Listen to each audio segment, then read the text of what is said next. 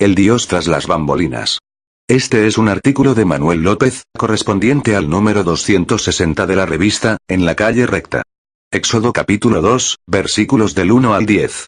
La esclavitud era algo terrible e insufrible para los hebreos en Egipto, pero había ciertas cosas que la atenuaban y permitían sobrellevarla aunque dolorosamente.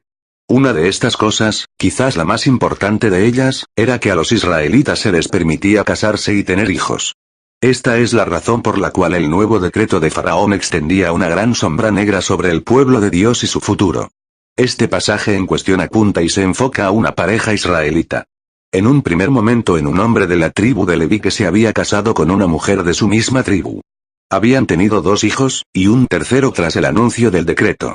¿Podemos imaginarnos la dificultad de ese momento? ¿Qué sería niño o niña?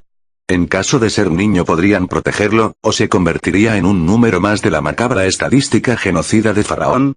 La palabra que muy probablemente definiría y explicaría el estado anímico de estos padres aparte de la ansiedad, sería la palabra incertidumbre. Es más que probable que orasen fervientemente por una hija.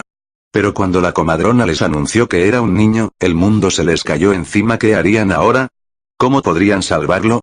La importancia de la fe en la palabra de Dios. Hebreos 11, 39. ¿Qué es la fe? ¿Es acaso una actitud optimista hacia el futuro? ¿Tiene que ver con el pensamiento positivo? ¿Es decirnos a nosotros mismos lo que queremos escuchar? No, claro que no. La fe no está solamente relacionada con creer que Dios existe, los demonios creen y tiemblan, sino más bien con creer lo que Dios ha dicho en su palabra. Esa es la razón por la cual no puede existir verdadera fe donde no hay testimonio de la palabra de Dios. La fe viene por el oír. Romanos 10, 17. ¿Qué palabra habían recibido los padres de Moisés y del pueblo?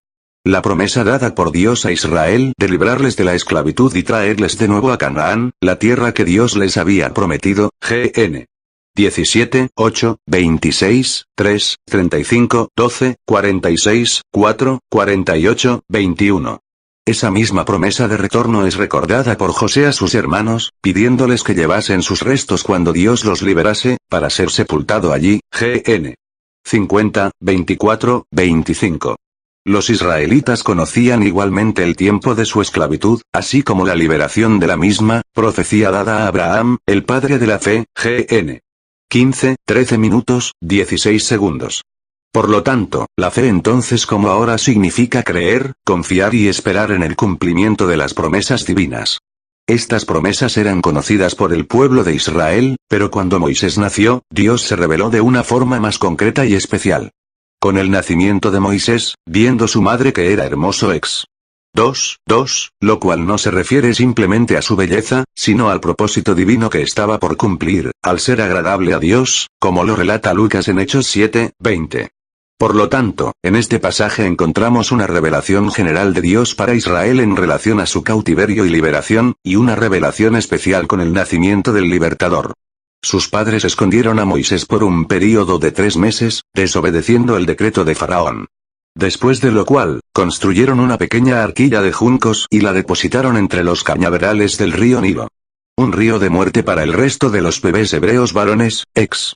1, 22, pero que para él se convertirá en río de vida y salvación. ¿Dónde está Dios?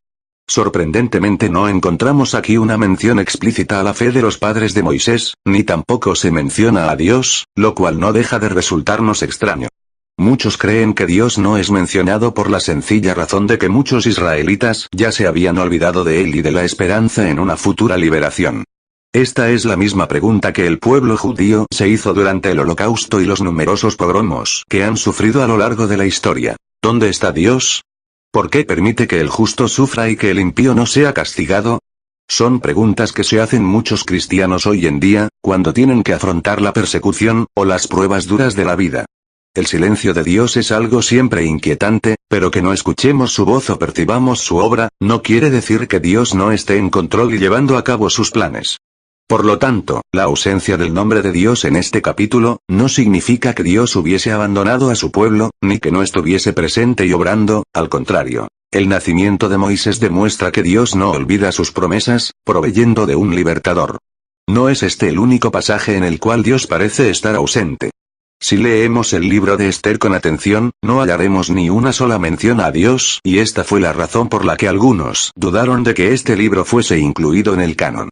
Pero una lectura en profundidad del mismo, nos revela la obra providencial de Dios, que usa a Esther y a Mardoqueo para frustrar los planes de Naamán y el planificado y premeditado genocidio de su pueblo.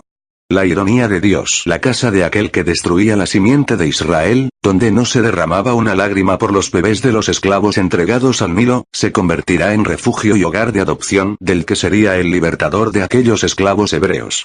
La hija de Faraón tuvo compasión del niño que lloraba en la canasta y aún sabiendo que su origen era hebreo, le acogió como su propio hijo. Y no solo esto, sino que ordenó llamar a una nodriza de entre las mujeres hebreas para que lo criara, siendo la mujer escogida para este fin, su propia madre. Podemos imaginarnos la sorpresa y el asombro de su madre al saber que su hijo era acogido bajo la protección de la misma casa de Faraón. La alegría de su rostro que ella misma podría amamantarle y por si fuera poco, le pagarían por hacerlo. No cabe duda que los pensamientos y caminos de Dios son asombrosos. Aquellos que buscan la destrucción de la Iglesia, aquellos que blasfeman su nombre, pueden acabar, sin ser conscientes, sirviendo a sus propósitos y cumpliendo su voluntad. Hay cierta ironía en este capítulo, necesitamos la fe, que es la certeza de lo que se espera y la convicción de lo que no se ve, que no descansa en nuestra percepción de la realidad, ni de la comprensión de las circunstancias a nuestro alrededor. La fe confía en lo que Dios ha dicho en su palabra. Dios no es hombre para que mienta, ni hijo de hombre para que se arrepienta. ¿Prometió y no cumplirá? Como el salmista nos recuerda, pueden preguntarnos, ¿dónde está vuestro Dios? En medio de nuestro dolor y sufrimiento, la respuesta es, nuestro Dios está en los cielos y lo que ha querido hacer, ha hecho. Es soberano, todo está bajo su control. Irónicamente, Dios puede convertir a sus peores enemigos, en sus mejores servidores, como el apóstol Pablo. O torcer los planes de aquellos que se juntan contra él diciendo, rompamos sus ligaduras, no queremos que este rey reine sobre nosotros, Salmo 2, pero Dios se burlará de ellos, como se burló de Faraón.